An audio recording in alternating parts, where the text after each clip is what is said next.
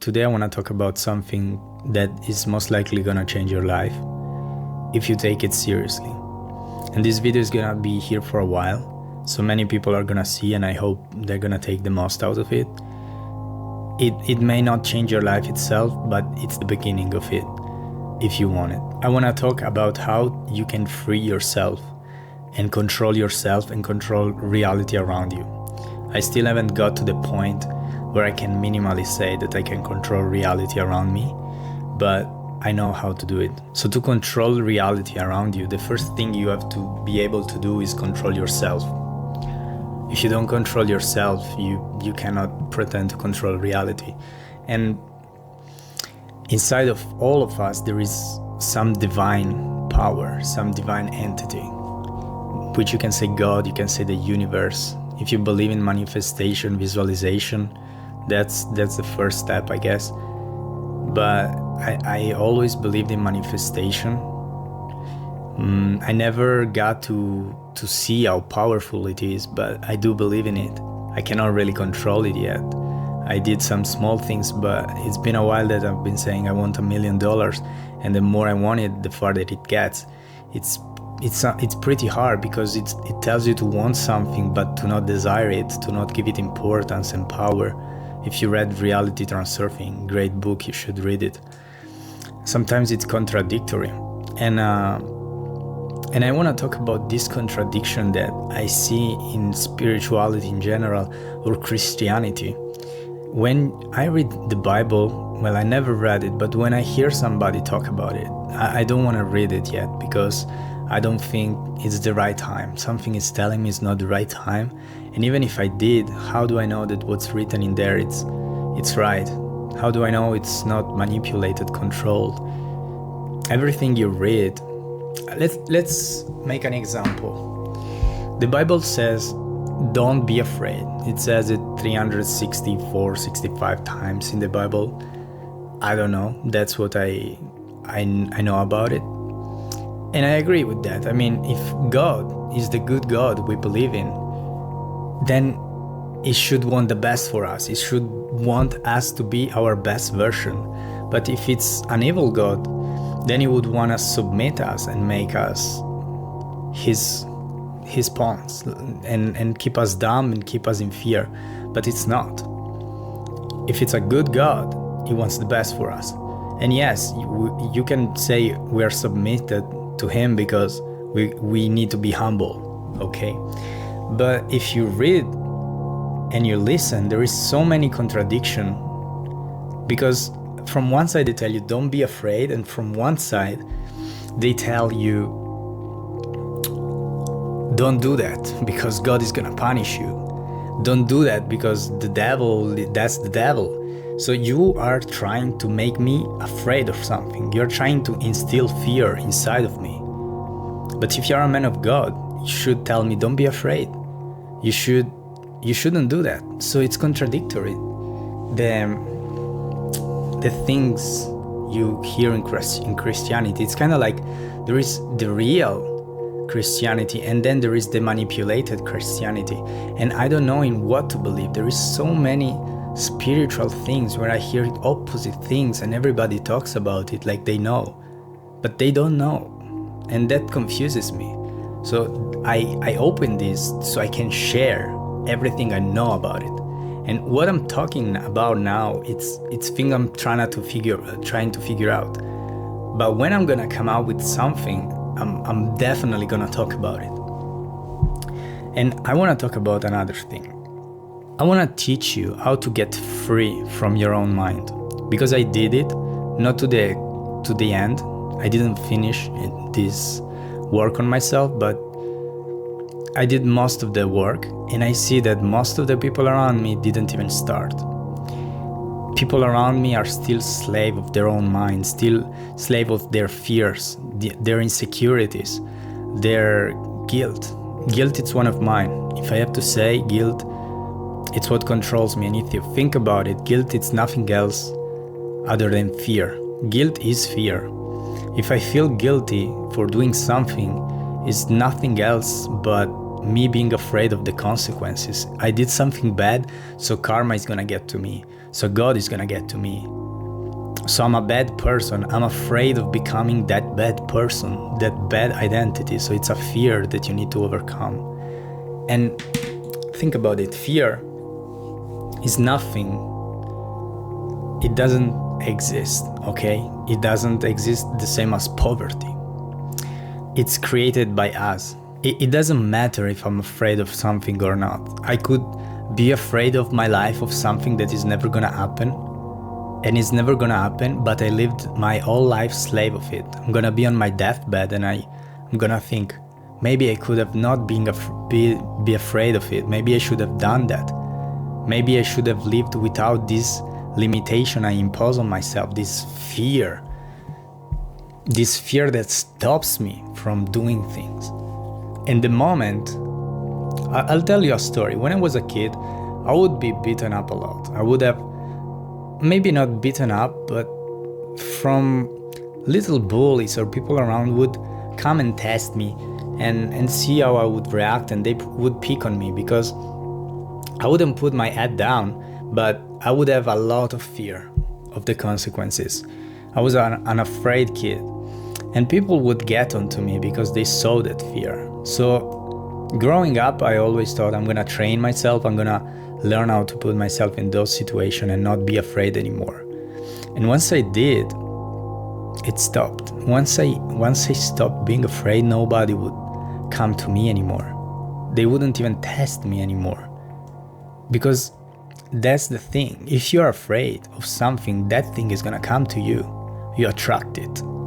Thinking about it, giving it power, thinking about how you don't want it in your life, that thing is gonna come to you. And the moment I was able to fight and I wasn't afraid anymore is the moment, and I was actually looking for troubles, I'm gonna be honest. I was looking for a revenge, for something that would show me that thing is over. It's over. Now I'm not slave of my fear anymore, and that's not a problem anymore. And the problem wouldn't come ever. Problems would avoid me. And I'm not saying I'm the baddest, but I'm just saying that reality works this way. The more you run from something, the more that thing chases you. The more you're afraid of something, the more that thing comes to you. And it's good. It's good because that thing coming to you teach you how to not make it come to you. Let's say I'm afraid of birds, okay, pigeons. I'm afraid of pigeons. And I see pigeons coming to me. And the more I'm afraid, the more I'm gonna have pigeons coming around me and flying on my head. It's kind of like I'm not attracting them. And I'm also noticing them because I'm afraid. So I pay much attention when I could maybe keep walking and not notice them. And those pigeons are gonna come to you. You attract them. But the moment you're not afraid of pigeons, pigeons don't come to you anymore. And that's the same thing that happens in trading. If I'm afraid of losing money, I'm gonna lose money. It's been 4 days now. I started with 1,300, then day 2, let me check, because I wrote it on top of that thing. Day 2, 2,190, day 1. Yeah, day 1, because the first was the balance, the starting balance. And day 2, $2,430, day 3, 2,711. So I'm getting back there because I said, I don't care about losing money and I don't care about making money. I'm gonna be patient and I'm gonna do what I'm supposed to do. And it's gonna take a while to gain back all the money I lost, because I lost a lot. But if I'm patient, I'm gonna do it and then maybe increase my lot size when I'm gonna have more, I don't know how to say, more balance.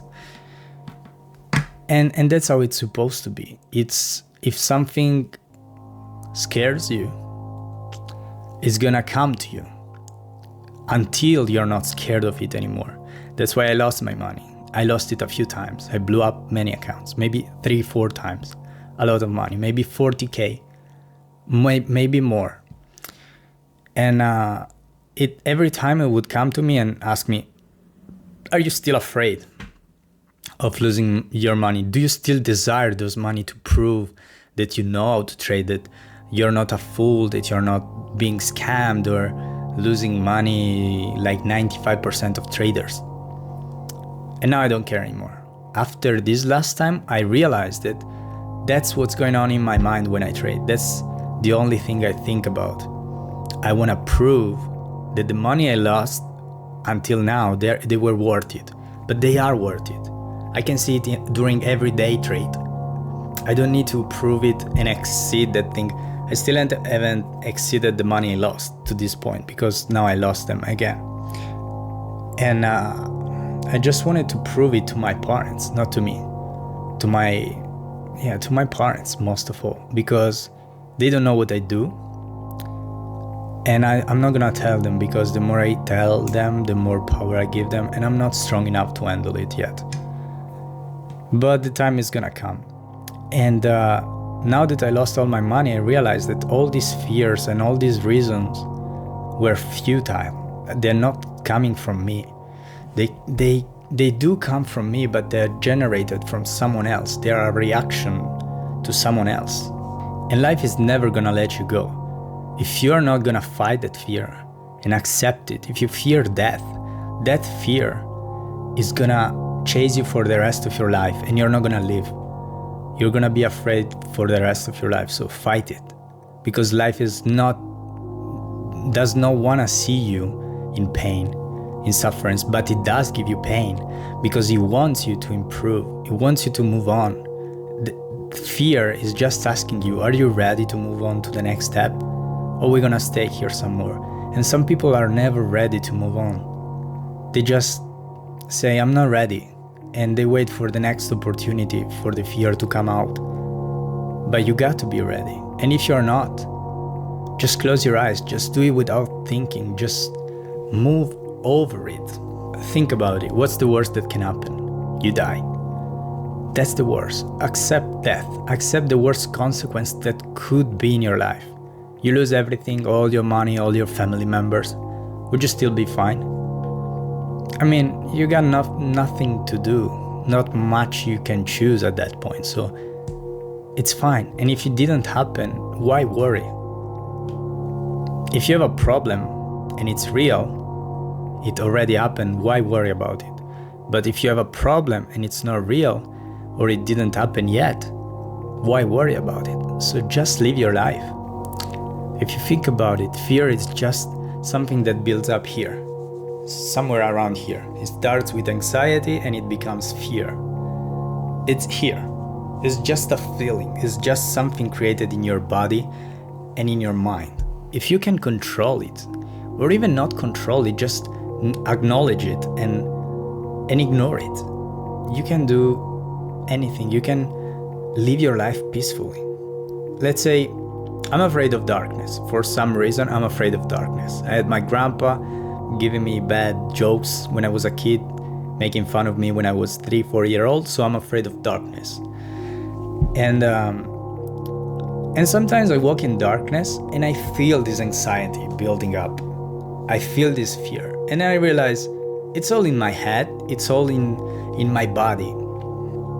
I can still do what I want to do. I can still stop here in the darkness and wait, or go in a dark alley and nothing is gonna happen. Well, depends which country you go in the dark alley, but you get the point that even if I'm feeling that doesn't mean that it can control me and affect me.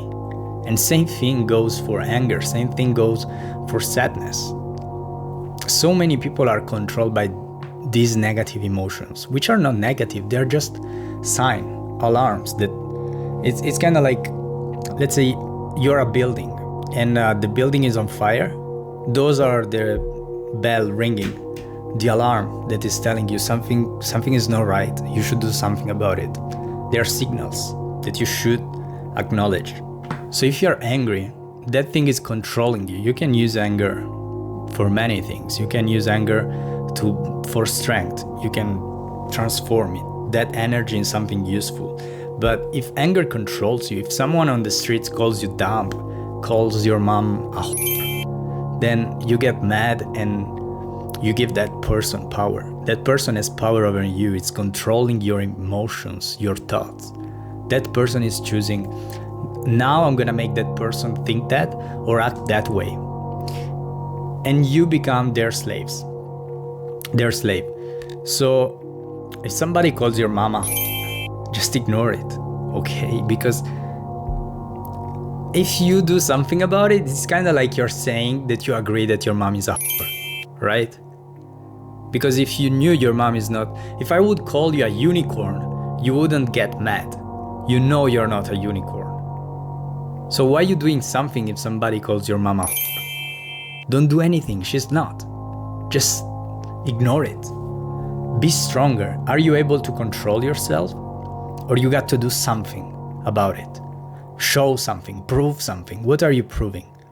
You're proving that you're weak, that you cannot control yourself, that your ego controls you, that your anger controls you, and that the other person controls you. So it's smarter than you. It's your owner. That person owns you because you do not own your mind. If you do not control your mind, someone else will control it for you. So learn to do that. And then after you know and you learn about your mind and you are able to control it, then you can start to control reality. That thing I cannot help you yet, but one day I will be able to, because I know it's possible. I did it, I just don't know how I did it. And I would say, if you want to control reality, just learn to control yourself. The moment you know yourself, but know yourself on a deeper level, understand all the patterns that go on in your life and repeat themselves over and over. You just don't pay attention. Something you say, anything you say, when you open your mind, you can take some information about you out of it. What negativity, what things don't you know about yourself yet?